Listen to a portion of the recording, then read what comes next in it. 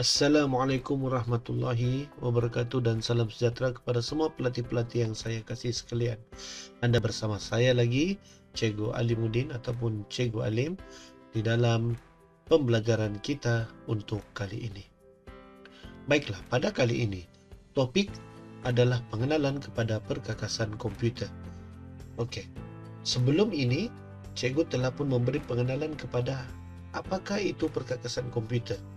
Dan hari ini di bawah topik perkakasan komputer, Cikgu akan memberi penerangan tentang satu perkakasan yang dikenali sebagai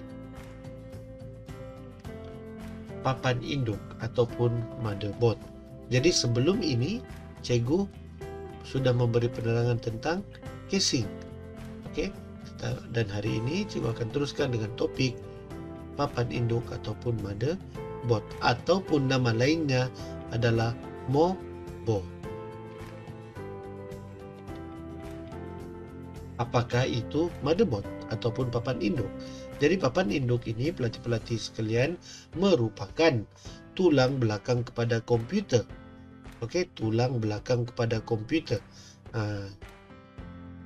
Papan induk ini merupakan papan litar bercetak ataupun PCB yang mengandungi bus, okey, ataupun laluan elektrik. Okey. Jadi kalau kamu nampak tu yang macam di gambar di depan ini adalah bahagian bawah, pandangan bawah motherboard kita ada macam sepertinya laluan-laluan ya. Laluan-laluan macam jalan raya tu. Itu dikenali sebagai traces. Okey, dikenali sebagai traces, di mana line-line ini, garisan-garisan inilah yang akan membawa data ataupun arus dan juga voltan untuk bus, BIOS dan CPU serta juga memori. Okey. Ada di antara komponen-komponen yang terus dipatri ke papan induk ini dan ada juga yang ditambah, dipasang ke slot-slot tambahan yang terdapat pada papan induk ini. Okey. Seterusnya adalah komponen utama di papan induk. Jadi kalau kita tengok di situ di dalam gambar yang Cikgu sediakan. Okey, pelatih-pelatih boleh zoom . Kamu boleh zoom dan kamu akan boleh nampaklah dia punya size tu. Okey, boleh zoom. Jangan risau. Google Meet kita boleh zoom. Okey, kita boleh zoom gambar tersebut. Okey. Jadi apakah komponen-komponen utama ini? Pertama sekali adalah CPU socket ataupun CPU slot. Kemudian kita ada RAM slot, di mana RAM ini merujuk kepada random access memory. Kemudian kita ada internal USB, di mana USB ini adalah universal serial bus. Kemudian kita ada chipset. Okey, kita ada chipset. Kita juga ada BIOS ataupun UEFI chip, dan kemudian kita ada expansion slot. Okey, dan untuk makluman pelatih-pelatih juga, gambar ini juga merupakan pandangan atas sesebuah motherboard itu ataupun papan induk itu. Selepas ini juga akan tunjukkan pula pandangan daripada belakang. Okey, di belakang ini dipanggil sebagai port dan juga adapter. Alright. Jadi kalau kita tengok di sini CPU socket. Jadi CPU socket ini ada dua reka ciptanya. Pertama dipanggil sebagai LGA dan yang kedua PGA. Di mana LGA ini dia ada berkait rapat dengan prosesor.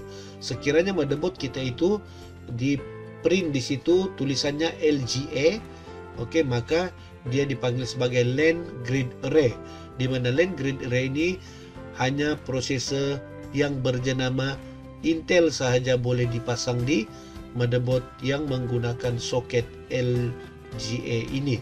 Dan manakala yang kedua adalah soket PGA, iaitu Pin Grid Array, di mana Pin Grid Array ini adalah unik untuk jenama AMD sahaja.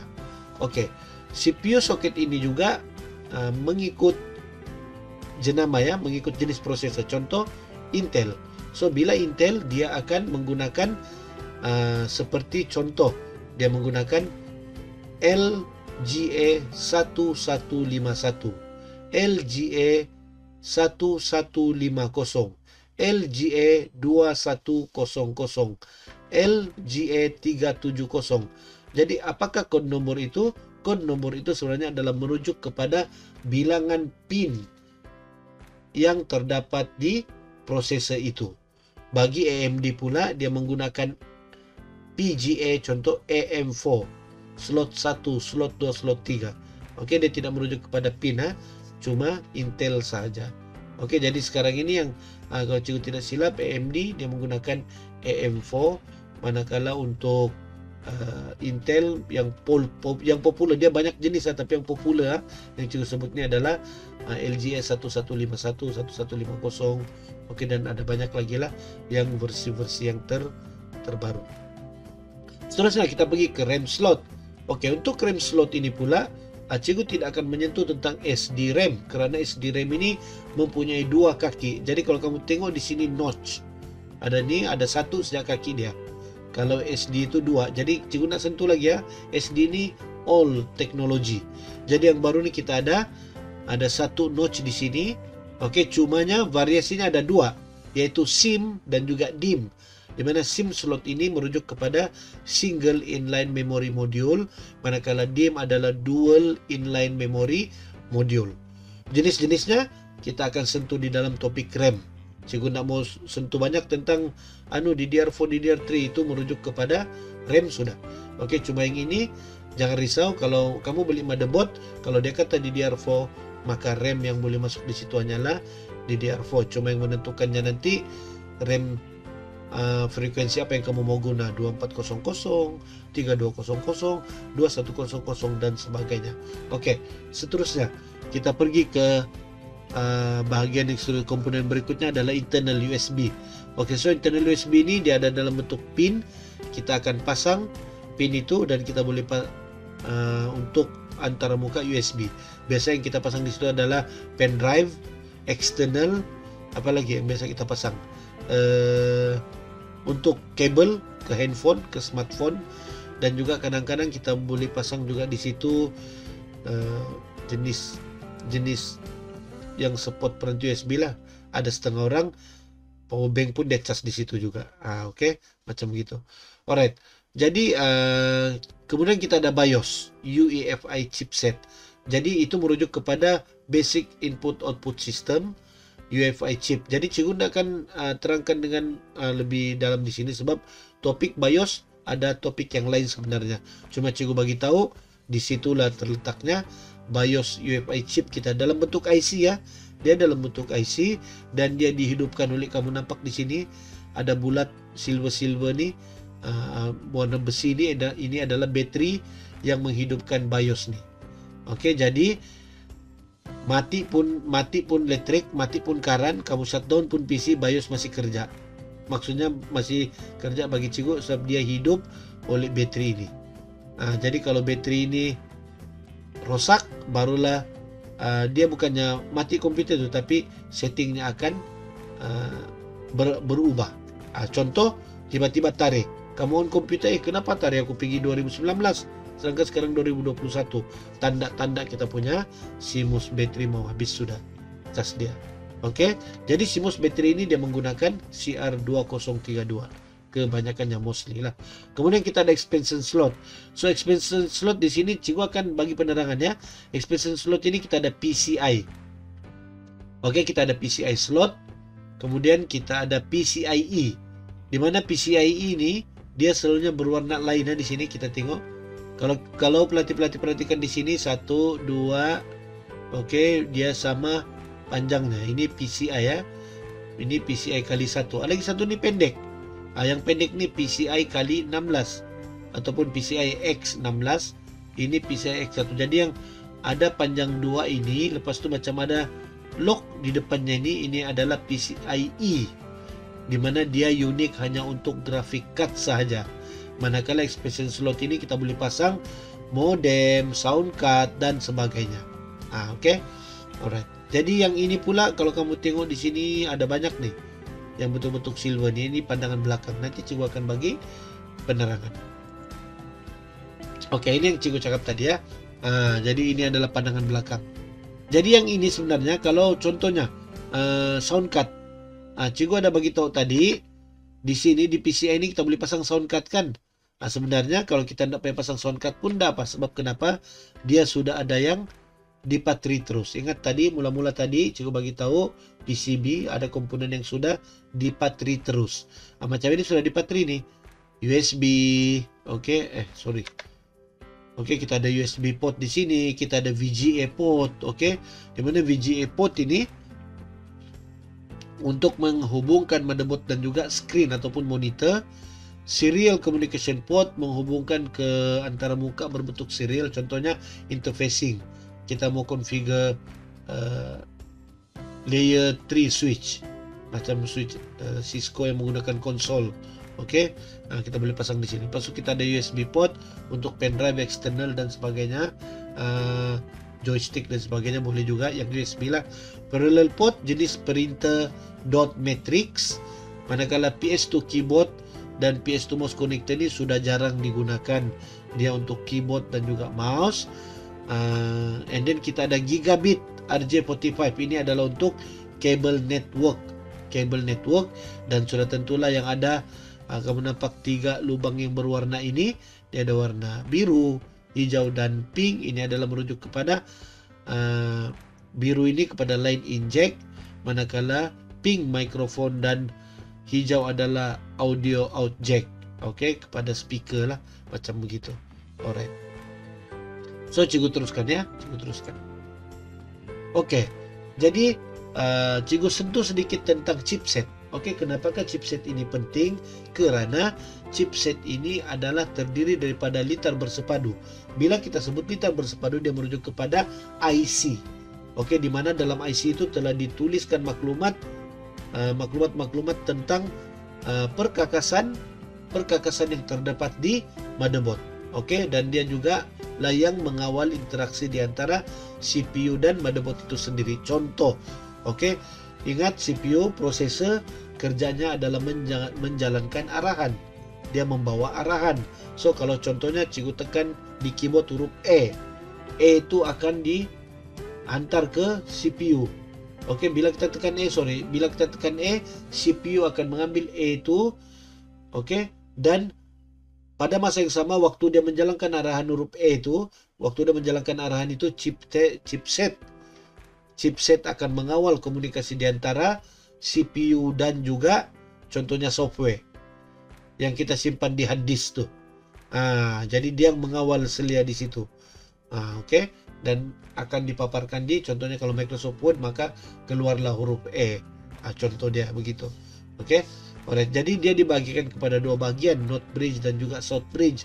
Di mana kalau kita tengok di sini North Bridge ini dia lebih kepada accessing kepada RAM, PCIe Express. Jadi North Bridge adalah dia handling daripada PCIe Express dan juga RAM ataupun memori. Manakala South Bridge pula adalah dia berkomunikasi di antara USB port, apalagi tu expansion slot, hard disk dan sebagainya. Jadi chipset sangat penting. Tidak apa, dalam kelas amali nanti sewaktu kita selesai installation operating system, cikgu akan tunjukkan kenapa chipset ini perlu diinstal softwarenya, dan kamu akan nampak di device manager apakah yang dikawal oleh chipset ini sebenarnya. Begitu. So cikgu teruskan. Alright, seterusnya adalah form factor, motherboard form factor ataupun reka bentuk papan induk. Jadi reka bentuk papan induk ini sebenarnya adalah berdasarkan ukuran dan bentuk fizikalnya. Jadi untuk makluman pelatih-pelatih semua tidak sama. Tidak sama ukuran dan juga bentuk motherboard. Dia datang vary dalam pelbagai bentuk jenis. Ada yang kecil besar, ada yang kecil lah, daripada micro pergilah mini. Sampai mini pun ada lagi mini dia. Macam begitu. Macam-macam jenis yang ada di luar sana. Jadi yang standardnya sebenarnya kalau kita tengok di nota ini terdapat 3 reka bentuk yang biasa kita temui, yaitu ATX, Micro dan juga ITX. Tapi ingat, ini biasa, maksudnya ada banyak lagi di luar sana. Ini biasa. Jadi kalau kita tengok di table ini, dia menerangkan sedikit gambaran tentang form factor dan juga description adalah merujuk kepada size. Contoh macam ATX cikgu bagi pendengar sikit tentang ATX, Advanced Technology Extended, adalah form factor yang paling popular, yang paling ramai orang gunakan lah. Okey, lebih kurang 12 inci kali 9.5 inch. Okey, dia punya size lah. Okey, lepas tu kita ada micro ATX, dia nampak tu smaller footprint from than ATX, dia kecil. Manakala mini lebih kecil lagi, thin client and setup boxes lagi kecil, dan kemudian kita ada ITX, dia lebih kurang lah. Cuma dia ni ada, kalau kita tengok size 8.5, so maksudnya micro ATX, dia ITX barulah mini ITX. Okey, begitu. Jadi kalau kita tengok ada sedikit nota di bawah itu yang cikgu bolkan di situ, pemilihan, ingat pemilihan motherboard menentukan bagaimana komponen boleh dipasang, seperti jenis bekalan kuasa yang diperlukan dan juga bentuk casing. Contoh, kamu ada motherboard ATX, jangan beli casing ITX. Tak boleh, nanti tak muat. Kalau muat pun di situ mungkin power supply tidak dapat pasang. Macam begitu. Alright, so kita tengok supaya kamu paham. Ini contoh dia. Jangan kita nanti ini lagi di sebelah dia. Ini jenis casing dia. Contoh full size tower casing, full size. Full size ni lebih kurang standard ATX lah. Tiba-tiba kamu beli mini ITX. Kecil je di dalam tu. Okey, mungkin muat. Okey, tapi power supply-nya tidak dapat pasang. Sebab biasa standard ATX power supply ni, okey, nanti dalam modul power supply kamu akan nampak perbezaan power supply yang standard dengan yang ITX ni. Okey, macam di pejabat sendiri dulu saya pernah dipanggil ke satu Get Mara tu untuk cikgu cek dia troubleshoot di mana dia punya power supply rosak. Bila cikgu buka detach power supply tersebut, bila cikgu buka dia panjang, tapi 550 watt tu bronze lagi. Jadi so bila buka tu dia panjang. Rupanya bila tanya di kedai komputer, senanglah kerana munsing lah. Pergi sana cikgu bawa tu, dia kata ini jenis ITX punya. Jadi ITX ni memang jenis kecil punya. Jadi dia kata kena order loh. Dia kata order lah, tunggu sebulan 2 bulan dah sampai. Jadi memang stoknya agak sukar untuk diperolehi. Okey, tapi mungkin sekarang ni ada Shopee. Dengan ada Shopee mungkin boleh settle masalah kan. Sebenarnya banyak barang benda-benda yang dijual di Shopee ni. Jadi ingat sangat penting kritikal. Ada satu pelatih cikgu, okey, pengalaman dia beli motherboard jenis ATX, kemudian dia buka di Shopee, dia nampak satu casing memang kaca, memang cantik lah, lut sinar lagi kaca. Okey, rupa-rupanya micro ATX. So, motherboard ngam-ngam je, dia bilang habis aku adjust cikgu, muat jugalah di casing tu, tetapi bila dia pasang kipas CPU, pasang power supply, sudah tidak dapat. Pasang kipas dia saja dah dapat tutup sudah tu casing. So be careful Okey, nota penting cikgu backkan semula. Ingat pemilihan faktor bentuk motherboard menentukan. Okey, ingat jenis bekalan kuasa dan juga bentuk casing komputer. Itulah dia kasih bol. Jadi bila pergi Shopee, berhati-hati baca sampai habis, dan ada butang chat di situ. Tolong chat dengan seller. Dia ada bagi tahu tu respons dia berapa, 30 minit, 20 minit, 10 minit, 15 minit. Okey, kamu chat. Hello boss, this is standard ATX or micro or mini. Dia akan balas. So kalau dia kata ini medium punya, so tengoklah motherboard kita tu dalam kategori medium kah ataupun standard. Jadi jangan salah pilih Okey, so cikgu teruskan. Okey, ini casing, jenis-jenis casing Okey, alright, dan habis sudah. So kita berada di penghujung slide cikgu. So itu sahaja yang cikgu ingin beri penerangan tentang motherboard ini. Nanti jangan risau dalam amali, nanti kelas amali cikgu akan tunjukkan pula. Sekarang kita akan nampak real time. Ini PCI, ini rupanya CPU slot, dan kamu akan nampak tu PGA, LGA, SIM, DIMM dan sebagainya. Okey, alright. Jadi sekiranya pelatih-pelatih ada soalan, bolehlah lontarkan di ruang komen. Kalau kamu live pun kita punya meeting ini cikgu akan baca komen-komen kamu, cikgu akan screenshot, ataupun kamu boleh type di Google Classroom kita, di course stream kita, so cikgu boleh tengok, ataupun kamu message cikgu di email ataupun di dalam grup WhatsApp kita. Okey, tiada masalah. Mungkin ada yang malu-malu kan, mungkin ada yang lainnya slow, dan mungkin ada juga di antara kamu yang mungkin dia belum lagi, dia baru mau tulis, ada banyak persoalan dia. So jangan risau, insyaallah cikgu akan bantu kamu. Okey, so buat masa ini itu sahaja daripada cikgu. Sebelum mengakhiri kelas ini, cikgu ingin buat sedikit rumusan ataupun sedikit ulang kaji. Okey, pertama kita sudah belajar apakah itu motherboard. Okey, dari segi istilahnya. Okey, kemudian kita sudah belajar komponen utama di motherboard. Lepas tu kita sudah belajar tentang physical, reka bentuk dan rupa bentuk motherboard itu sendiri.